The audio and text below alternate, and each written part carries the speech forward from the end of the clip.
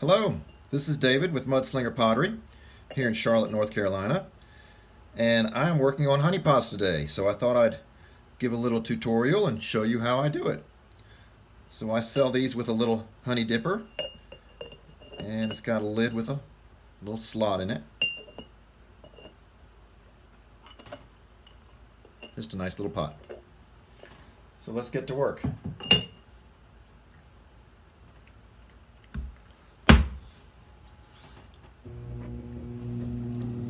So I'm using high water clay, speckled brownstones, dark clay, which comes out with a really nice tan color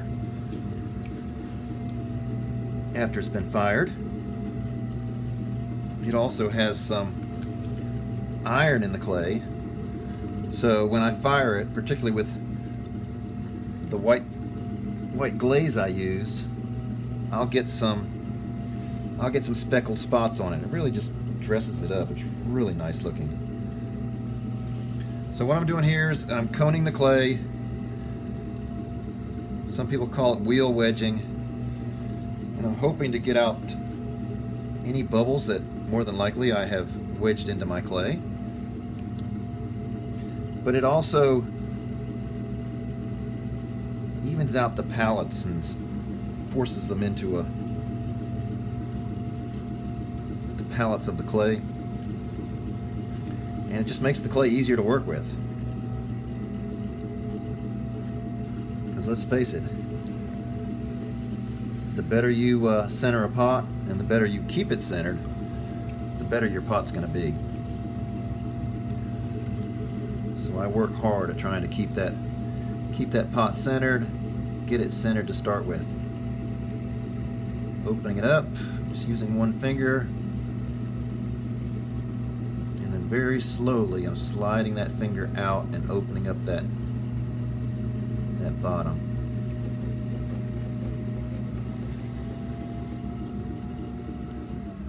And it doesn't matter how many pots I've made, I still like to check the depth of the bottom. So that's just a little thick. I'm gonna even that out just a little bit more and get a little bit thinner bottom.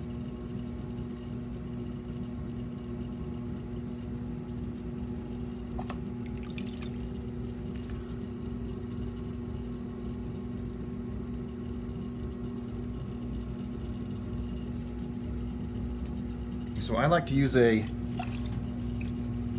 sponge when I throw, and I take it and I just wet the inside. The less water I use, the better, because that clay will stand up better and just throw better. I don't like it when my clay gets too wet and it just starts getting sloppy. So I'm kind of coning this up so the top is narrower than the bottom, and that's because of the gallery and the lid that I will put on this pot.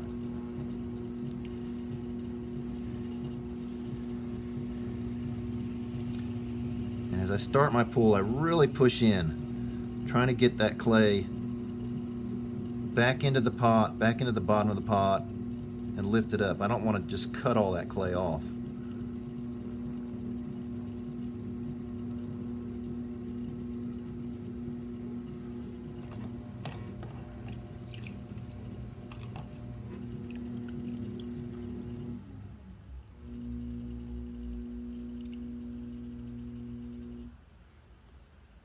One little bubble here. Let me see if I can get that. There we go.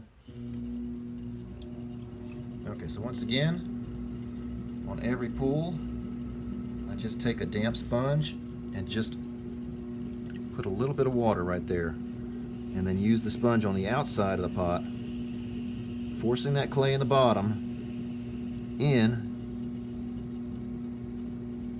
and then I can use that clay to raise up in the pot.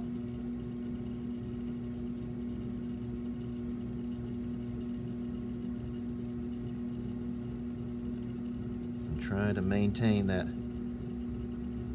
narrower top up here so that I can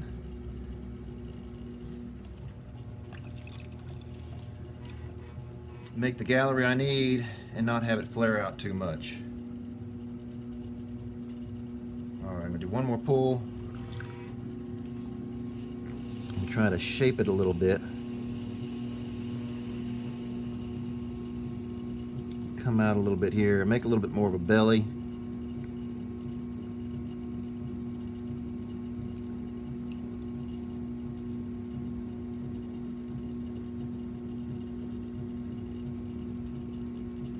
There we go.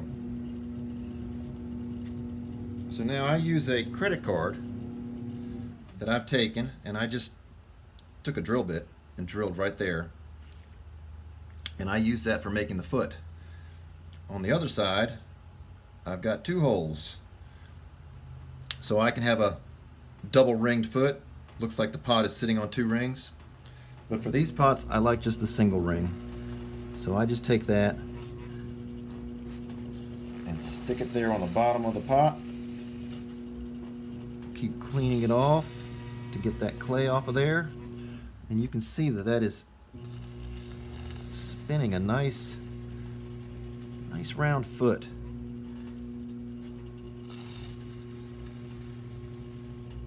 That's really nice because it gives me a line that I'll glaze up to, and then that foot will be unglazed. It's got a really good look. So then for shaping it, I have a thin stainless steel hard metal rib, and I use this to get the slurry off, to shape the pot, and these also just work wonderful for evening out the clay and shaping. I find I've made much better pots, much lighter, much more even pots. You can see all that clay that's getting off, and I'm not pushing that hard. It's almost like trimming the pot while it's wet on the wheel.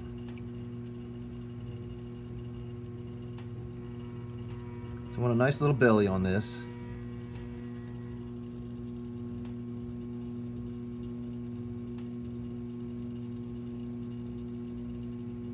Just come on up there. There we go. And because I've probably touched this foot ring, I just want to one more time run that over it again.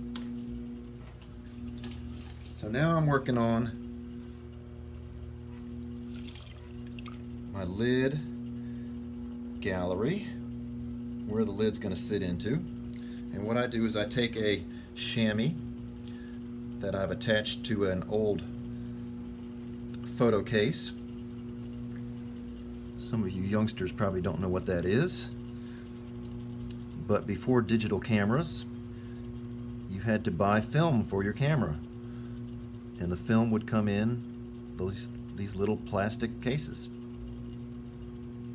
But it works great. I attach the chamois to it, and then I can put it in my water bucket, and it'll float, and it's much easier to find.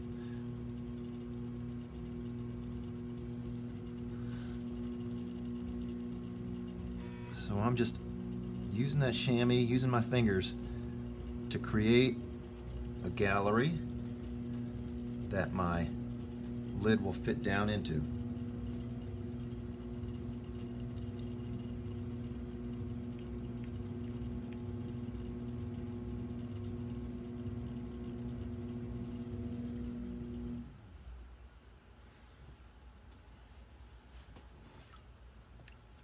So there we go. I'll get the water out from the middle of my pot.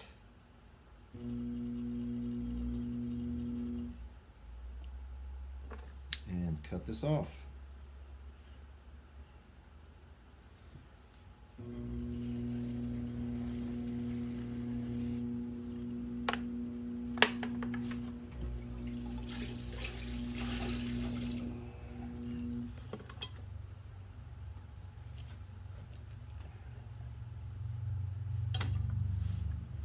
So there it is.